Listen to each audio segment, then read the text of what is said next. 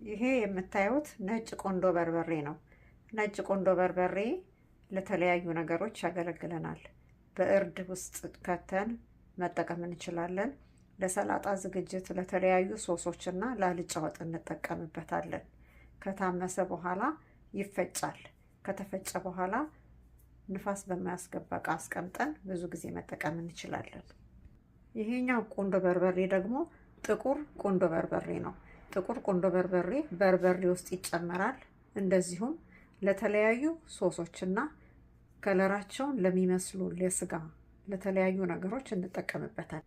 ድሬሲንግ፣ መከለሻ፣ የሩዝ ቅመም ስናዘጋጅ ይጨመራል። ለምግባችን በጣም ጥሩ ጣዕም ይሰጠዋል። እነዚህ ሁለቱም አይነት የቆንዶ በርበሬ አይነቶች አዘገጃጀት ሙሉውን ቪዲዮ በቻናሌ ገብታችሁ ተከታተሉ። አመሰግናለሁ። ላይክ፣ ሰብስክራይብ እና ሼር አድርጉ።